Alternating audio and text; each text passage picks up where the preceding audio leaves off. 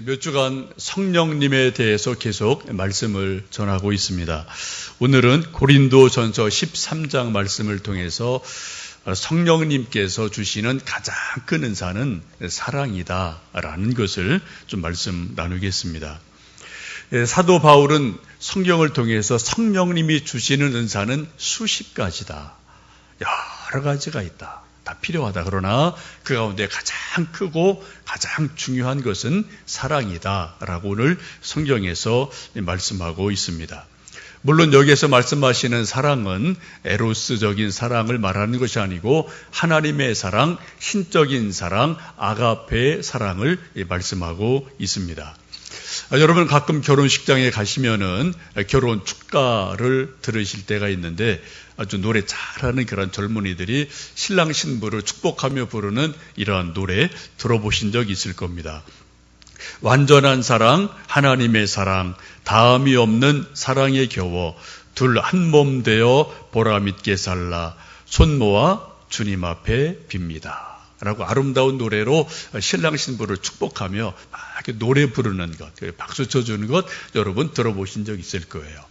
이 가사를 잘 보십시오. 하나님의 사랑이 어떻다고요? 완전한 하나님의 사랑은 다함이 없다. 그 하나님의 사랑을 본받아서 우리 신랑 신부도 열심히 사랑해서 다함 없는 사랑을 평생 누리고 살아라. 그런 축가를 불러주고 또 이렇게 새로운 가정을 시작하게 됩니다. 그런데 우리가 살다 보면은 우리가 참 가정에서 자녀 부부간에 또 부부간에 그런 다함 없는 사랑을 늘 나누기가 말처럼 노래처럼 쉽지 않다는 것을 우리는 종종 느끼고 또 생각할 때가 있습니다. 오늘 성경 말씀을 보시면 이 완전한 하나님의 사랑에 비해서 우리 인간이 가지고 있고 누리는 사랑은 아주 약하고 부족하다. 이것을 세 가지로 말씀하고 있어요. 9절 말씀 보시면 우리는 부분적으로 안다는 거예요. 하나님의 사랑은 완전합니다. 하나님은 완전하신 분이에요. 근데 우리가 알고 있는 것은 부분적으로 안다. 그래서 사랑을 노래하고 사랑의 시를 쓰고 시 낭송도 하고 소설을 또 읽기도 하고 사랑의 주제로 영화도 만들지만 우리 인간들이 알고 있는 사랑은 아주 부분적인 것에 불과합니다. 쪼가리에 불과해요. 저나 여러분이나 어느 누구도 나는 사랑을 다 알아.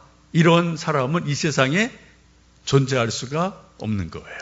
우리가 누리고 있는 사랑은 부분적인 거다. 11절에 또 뭐라고 말씀합니까? 어린 아이처럼 한다. 우리가 사랑한다, 사랑하자 말하지만 사실 우리의 사랑은 아주 어린 아이 수준에 불과하다라고 사도 바울은 말씀합니다. 여러분 자녀들 키우다 보시면 이제 한 6살, 7살 되면은 유치원에 갑니다. 이때 아이들이 한 달, 2달 유치원 갔다 오면은 새로운 걸 배워요. 국어 단어를 배우고 글씨를 알고 또 뭔가 새로운 지식을 알게 되면은 집에 쫓아와서 엄마, 아빠한테 질문하는 게 있어요. 엄마, 아빠, 이거 알아? 라고 질문하는 것 종종 있습니다. 여러분 그런 경험 있으시죠? 이 아이는 지금 이 세상에 태어나서 처음 듣는 거예요. 처음 아는 거예요. 너무 신기해서 이 세상에 그것을 아는 사람은 자기밖에 없는 것 같아서 집에 쫓아와서 엄마 아빠한테 이거 알아? 이거 알아? 라고 호기롭게 이야기할 때가 있습니다. 여러분 그때 어떻게 답해 줘야 되나요? 야 그거 이제 배웠니? 나 그거 옛날에 알아라고 애들에게 말해주면 애들이 김이 빠집니다. 기가 죽어요. 그때는 그것을 모르는 것처럼 그래? 그런 게 있었니? 라고 자기가 마치 모르는 것처럼 아기를 칭찬해주고 올려줄 때 애들이 막 기분이 좋아지고 그죠? 신이 나서 공부할 마음이 생기지 않겠습니까? 여러분 우리 자녀들이 대학을 졸업하고 회사에 들어가고 사회생활을 시작해 보십시오.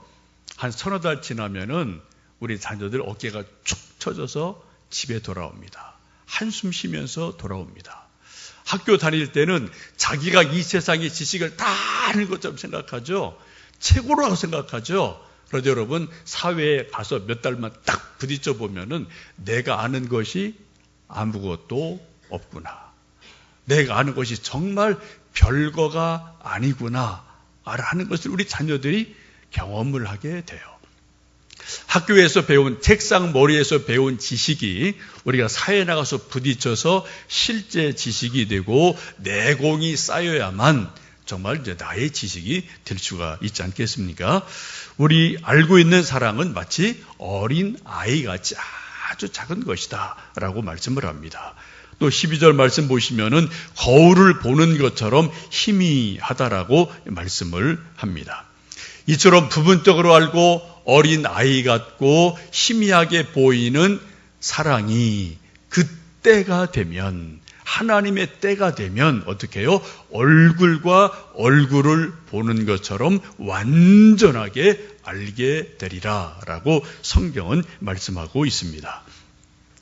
사도 바울의 마지막 편지는 디모데 후서입니다. 유언처럼 쓴 많은 내용들이 있고 절절한 말씀들이 있죠. 그 가운데 3장에 보시면 이렇게 말씀합니다.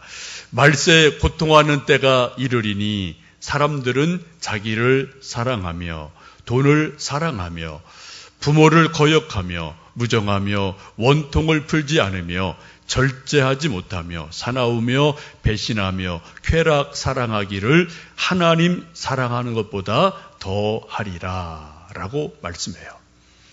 사도 바울이 말세가 되면은 이 사회에서 문화적으로 사람들의 심리 속에 일어나는 수많은 현상들이 있는데 전부 다 18가지를 말합니다. 그 가운데 사랑에 대해서 3가지를 말씀하고 있어요. 말세가 되면은 하나님을 사랑하는 것보다 뭐를 사랑한다고요? 자기를 사랑한다. 에고가 엄청 강해진다는 거예요. 돈을 사랑한다. 쾌락을 사랑한다. 이게 말세의 징조예요. 여러분, 우리가 살고 있는 지금 사회를 보십시오. 이런 현상들이 엄청나게 강합니다. 불과 30년, 40년 전보다도 자기를 사랑하는 것, 돈, 쾌락, 이것이 지금 갈수록 더 강렬해져요. 여러분, 앞으로 조금 더 세월이 지나가면은 이런 현상들은 훨씬 더 강해질 겁니다. 하나님 사랑하는 것보다 뭐를요? 나를 사랑해. 나밖에 없어, 세상에. 돈이 최고예요. 쾌락을 위해서는 뭐든지 할 수 있는 거예요. 여러분, 이것이 말세의 징조입니다. 앞으로 이런 현상들은 갈수록 더 심화되고 점점점 이런 쪽으로 사회 전체가, 분위기가, 사람들의 모든 생각이 점점 이쪽으로 다 쏠려고 하는 일들이 점점점 많아지게 될 겁니다. 여러분, 이 말씀에서 하고 싶은 말씀이 뭘까요? 사도 바울이 사랑이 왜곡된다는 겁니다.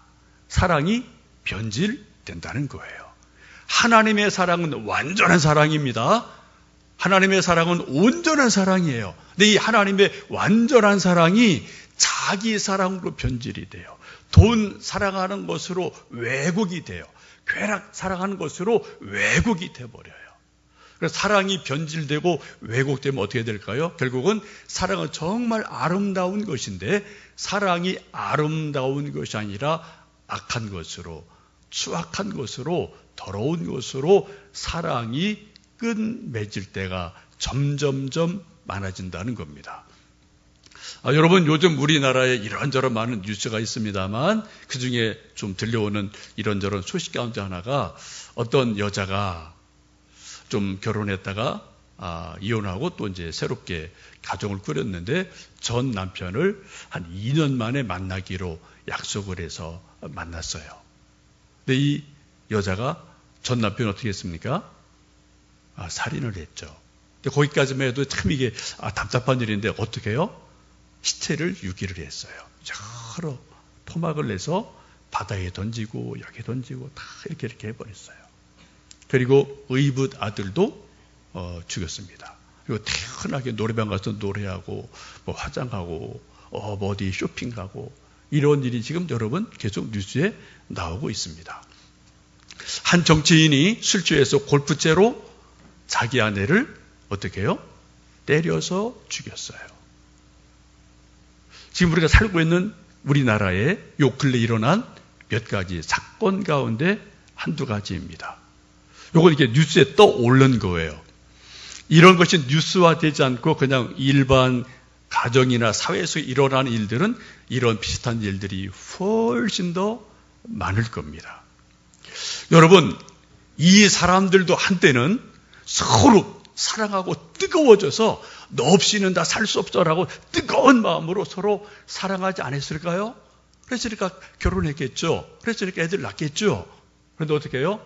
세월이 지나가다 보니까 어느 순간 그 사랑이 다 변질되고 왜곡이 돼서 죽이기도 하고 하는 일들이 지금 우리가 살고 있는 이 세상에 여기저기에서 일어나고 있습니다.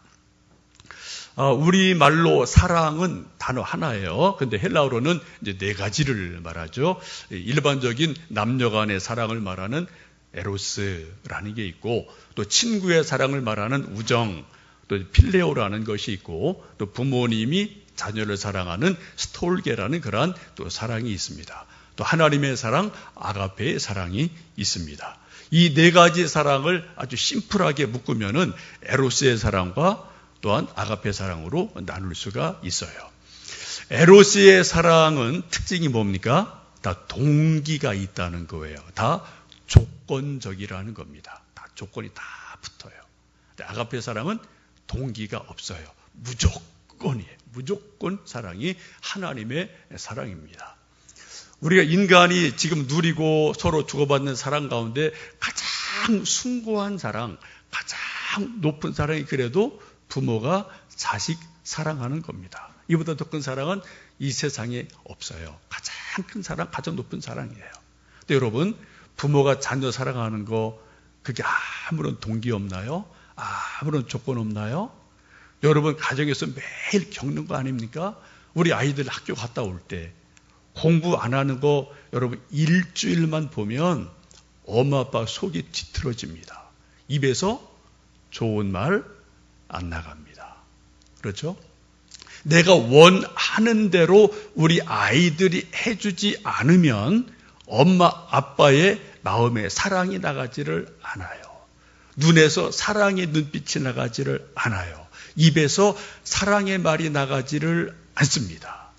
욕을 하고 화를 내고 성질을 내고 하는 일들이 우리 모두의 모습 아니겠습니까?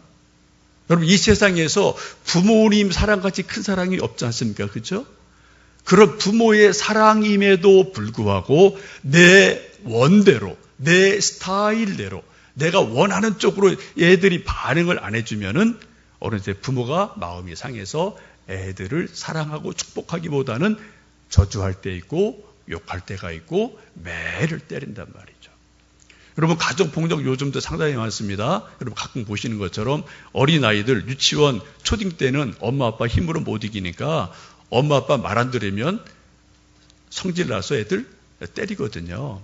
이제 중고등 들어가면 이제 힘으로 못 하니까 힘으로 못 때려요. 뭐로 때려요? 말로 때리죠. 말로. 그죠? 말로 때리죠. 여러분, 우리 부모의 사랑이 아무리 크고 커도 내 맘대로 애들이 반응해 주지 않으면은 애들을 계속 때린다고요. 책망한다고요. 화를 낸다고요. 이게 우리 인간의 사랑입니다. 왜요? 우리 모든 인간의 사랑은 다 조건이 붙기 때문에, 다 동기가 있기 때문에 그런 일들이 일어나게 됩니다. 우리 모든 사람들의 사랑이 조건적인 동기가 있고 조건적인 사랑이라면 하나님의 사랑은 절대적인 사랑이에요. 조건이 없어요. 동기가 없습니다. 무조건적인 그런 사랑이 하나님의 사랑입니다. 영국의 작가 오스카 와일드라는 사람이 있는데 이 사람이 쓴 소설 중에 살로메라는 소설이 있습니다. 이제 성경을 배경으로 한 거죠. 마태, 마가, 누가복음에 보면은 살로메라는 사람이 등장을 합니다. 이 소설의 주인공은 세례 요한과 살로메입니다. 공관복음에 다 기록이 되어 있는 말씀인데 헤롯 왕이 생일 잔치를 하는 날 막 잔치를 베풀고 춤을 추게 되는데 이 살로메가 너무 이쁘게 춤을 추니까 이 아버지가 딸의 춤에 뿅 가서 어떻게 해요? 내가 원하는 게 뭐냐? 이 나라의 절반이라도 너에게 주겠다라고 말을 합니다. 근데 살로메라는 여인이 뭘 원하나요? 세례 요한의 목을 잘라서 쟁반에 주십시오. 소반에 담아 주십시오. 이게 살로메의 소원이었어요. 여러분 저 그림 보시면 저런 그림이 이제 누가 그린 거죠? 이 스토리는 대략 이런 겁니다. 이 당시 헤롯 왕의 왕비는 헤로디아입니다. 이 헤로디아는 원래 헤롯 왕의 부인이 아니죠. 헤롯 왕의 이복 동생의 부인이었어요. 근데 이 헤로디아가 보니까 자기 남편보다 헤롯이 왕이니까 권력이 더 세요. 힘이 더 셉니다. 더 멋져 보여요. 그러니까 남편을 버리고 헤롯 왕에게로 다시 시집을 가게 됩니다. 이때 딸 살로메도 같이 따라가게 되죠. 이 살로메가 엄마를 보니까 또 자기 의붓 아버지 헤롯 왕을 보니까 왕이 절대 권력을 가지고 있거든요. 멋있거든요. 말 한마디 사람들이 왔다 갔다 다 하거든요. 이런 것을 보면서 이 딸 살로메가 이렇게 생각합니다. 나는 우리 엄마보다 더 멋있는 남자를 얻어야 되겠다. 더 힘 있는 남자를 얻어야 되겠다. 이런 생각을 하고 당시 유대 전체 수소문을 하고 사람들을 통해서 알아봅니다. 그때 유대 나라에서 헤롯 왕보다 민심을 휘어잡고 사람들에게 더 강력한 영향을 끼치던 한 사람이 있었어요. 누굽니까? 세례 요한이에요. 광야에 외치는 자의 소리가 있어서 하나님의 말씀을 힘있게 외칩니다. 회개하라, 천국이 가까웠느니라 라고 선포하고 말씀을 전할 때 수많은 사람들이 요단강으로 몰려와서 세례 요한에게 세례를 받아요. 살로메가 보니까 왕보다 이 거친 들사람 야성미가 있는 세례 요한이 더 멋있어 보이거든요. 더 힘이 있어 보이거든요. 실제 그런 영적 힘이 있던 분이죠. 근데 그런 것을 보고 이 살로메가 세례 요한을 사랑을 하게 됩니다. 그리고 사랑을 고백을 하게 돼요. 그러나 세례 요한의 입장에서는 살로메의 사랑을 받을 수 없는 거죠. 단칼에 잘라버리죠. 그리고 나중에 세례 요한이 이 헤롯 왕의 잘못된 일에 대해서 불의에 대해서 책망을 합니다. 이것 때문에 옥에 갇히게 됩니다. 그리고 얼마간의 시간이 지나고 나서 헤롯 왕의 생일이 돼서 잔치를 할 때 이 살로메가 정말 기가 막힌 아름다운 춤을 추게 될 때 이 춤을 보고 의붓 아버지 헤롯 왕이 너무 마음이 기뻐서 살로메에게 내가 너에게 뭐 선물을 하고 싶다. 뭘 주면 좋겠니? 이 나라의 절반이라도 잘라주겠다라고 말했을 때 살로메가 요구하는 것이 세례 요한의 목을 주십시오. 그래서 죽게 되는 거예요. 이게 소설의 내용입니다. 성경과 정확하게 일치를 하지는 않을 수 있어요. 이건 소설의 내용이 이렇게 스토리가 이렇게 흘러간다는 거예요. 여러분 여기서 말하고자 하는 것이 무엇일까요? 인간의 사랑, 에로스의 사랑은 자기 마음대로 안 되면 그 상대를 죽여서라도 그 사랑을 받고 싶어 하는 거예요. 그래서 그 소설 보면은 목이 잘려온 피가 뚝뚝 떨어지는 그 세례 요한의 목을 살로메가 끌어안고 그 입에 입맞춤하는 것으로 묘사를 하고 있습니다. 여러분, 인간의 사랑은 이렇게까지 갈 수가 있다는 겁니다. 자기 욕심대로, 자기 뜻대로 안 되면 어떻게 해요? 죽여서라도 자기의 것을 소유를 하든 빼앗든 이렇게 하고 싶은 것이 인간의 사랑이라는 겁니다. 그래야지 속이 풀리는 거죠. 그죠? 죽여서라도 내가 소유를 하든 아니면은 다른 사람 못 건드리게 뭐 어떻게 죽이기도 하든 이런 것이 일어날 때 비로소 인간적인 사랑은 종말을 맞게 됩니다. 우리 속담이 그런 말이 있어요. 못 먹는 호박에 뭐 한다고요? 말뚝 박는 거예요. 나도 못 먹고 너도 못 먹고. 뭐 이런 게 인간의 에로스적인 사랑의 대부분 결말입니다.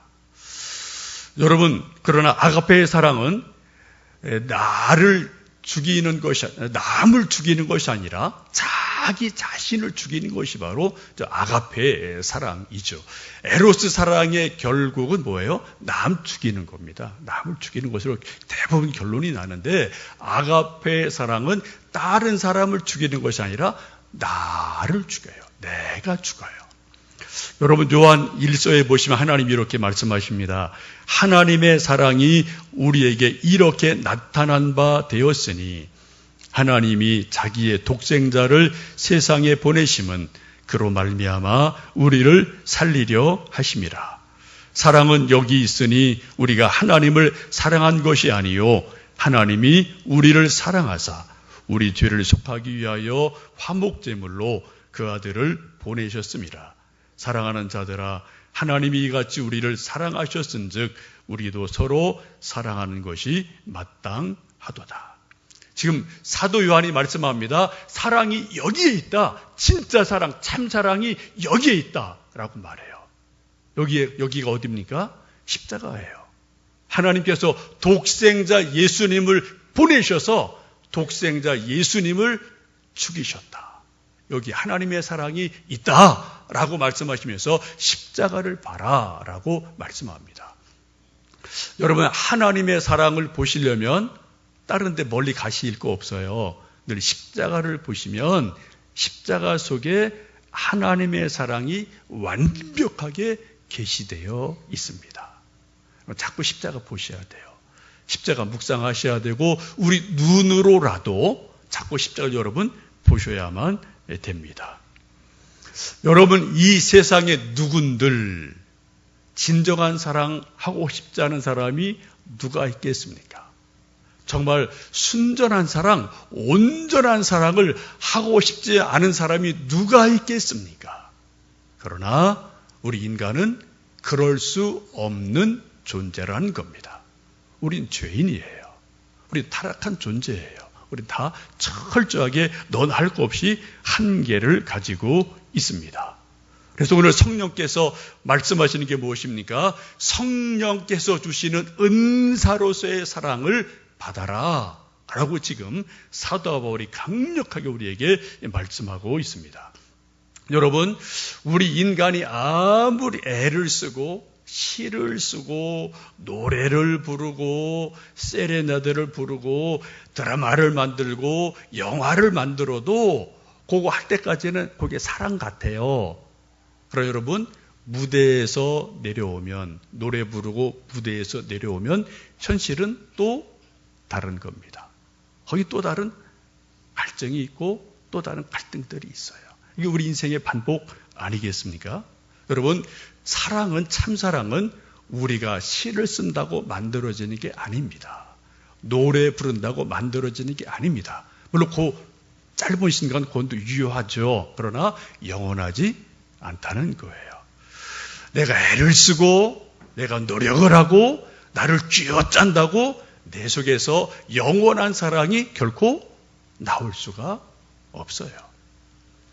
우리가 자가 발전을 한다고 진정한 사랑이 우리 속에서 발전될 수가 없다는 겁니다. 뭐 조금 요만한 사랑이 있긴 있겠지만 그것은 다 철저하게 한계가 있는 사랑일 수밖에 없습니다. 그래서 오늘 고린도 전서 13장에서 12장 13장에서 사도 바울이 강력하게 말씀하는 게 뭐예요? 성령님이 주시는 은사로서 사랑을 받아라. 이 사랑이 완전한 사랑이다. 믿음, 소망, 사랑 가운데 제일은 사랑이다 라고 은사를 쭉 말씀하시면서 은사의 가장 큰 은사는 사랑이다. 이거는 사람이 만들어내는 게 아니다. 인간이 어떻게 쥐어짜는 게 아니다. 이건 하나님이 선물로 주시는 은사다 라고 여러분 말씀하고 있어요. 우리에게는 내가 연구하고 만들어내고 시 쓰고 노래해서 만들어내는 그런 아기자기한 사랑 필요합니다. 있어야지 그게 또 살맛이 나죠. 그러나 여러분, 이거는 잠깐이에요. 내가 원하는 노래대로 안 불러줘 보세요, 여러분.